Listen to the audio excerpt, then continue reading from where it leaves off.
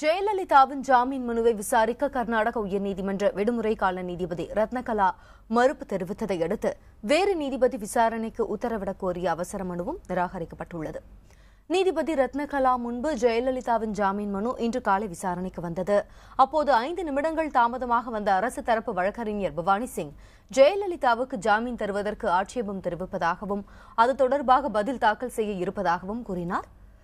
இதற்கு ஜெயலலிதா தரப்பு வழக்கறிஞர் ராம்ஜெத் மலானி எதிர்ப்பு தெரிவித்தார். இதையடுத்து வழக்கின் முக்கியத்துவம் கருதி அதனை தாம் விசாரிக்க விரும்பவில்லை என்றும் ஜாமீன் மற்றும் மேல்முறையீட்டு மனுக்களை வழக்கமாக விசாரிக்கும் அமர்வுக்கே மாற்றி உத்தரவிடுவதாகவும் நீதிபதி ரத்னகலா அறிவித்தார். மேலும் விசாரணையை வரும் 7ஆம் தேதிக்கும் அவர் ஒத்திவைத்தார். இதையடுத்து ஜாமீன் மனுவினை விடுமுறை கால நீதிமன்றத்தின் மற்றொரு அமர்வு விசாரணை நடத்த உத்தரவிடக் கோரி தலைமை பதிவாளரிடம் ஜெயலலிதா தரப்பில் அவசர மனு கொடுக்கப்பட்டது. தலைமை நீதிபதியுடன் இதுகுறித்து ஆலோசித்த பிறகு தற்போதைய சூழலில் இந்த மனுவை அவசரமாக விசாரிக்க உத்தரவிட இயலாது என்று தலைமை பதிவாளர் பட்டேல் அறிவித்தார்.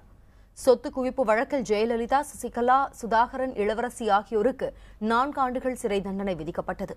இதையடுத்து கடந்த 27ஆம் தேதி முதல் பெங்களூரு பரப்பன அக்ரஹாரம் மத்திய சிறையில் ஜெயலலிதா உள்ளிட்ட 4 அடைக்கப்பட்டுள்ளனர்.